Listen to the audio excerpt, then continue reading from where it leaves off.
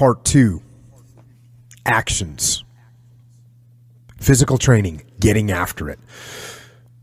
Physical training. There are all kinds of benefits from physical training. You will be healthier.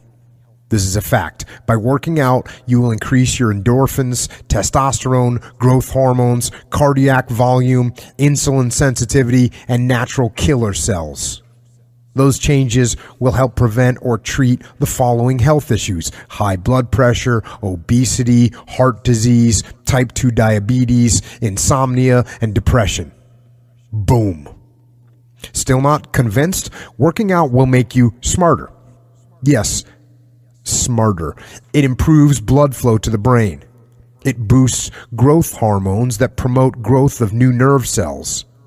It improves synaptic plasticity, the ability for neurons to send and receive messages. It releases brain chemicals that help cognition, like dopamine, glutamate, norepinephrine, and serotonin.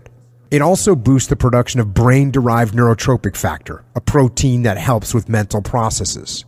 But don't just take my word for it. Go. Do. Get some exercise done and pay attention to your mental state. You will feel more aware, sharper, and smarter. This is real. Stress, good and bad. Stress is good and bad. In order to improve, we need stress. We need to push the body and the mind in order to get better. One of our main physical reactions to stress is the release of the hormone cortisol into the body. It has a multitude of effects, including making glucose available to the brain, generating energy from stored reserves, and focusing energy on immediate threats rather than less urgent needs. It also raises blood pressure to optimize the flow of blood throughout the body. But stress can also be bad. If we're under too much stress and cortisol is being released into the body too often, it begins to have negative effects, like a car running in the red for extended periods of time. When cortisol levels remain consistently high, the immune system can become repressed, increasing blood pressure and causing hypertension, a sustained high blood pressure that causes damage to the heart and blood vessels. It can also encourage fat deposits and even cause some level of bone loss. Exercise is a form of stress and does cause the release of cortisol. However, just as exercise conditions the muscles and the heart, it also conditions the body to react properly to the release of cortisol and trains the body to keep cortisol levels balanced.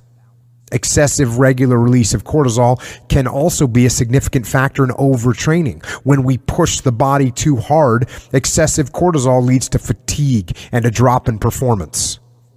So you have to be careful not to stress the body and mind too much. But again, you must stress the body and mind some in order to improve. When? The biggest excuse not to work out is lack of time. Something always comes up.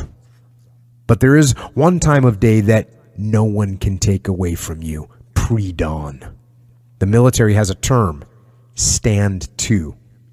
It means get up early and be ready for enemy attack. It has been a standard practice for many wars. For instance, in World War I, each man was expected to be awake well before first light, standing on the trench fire step, rifle loaded, bayonet fixed, ready to repel an attack.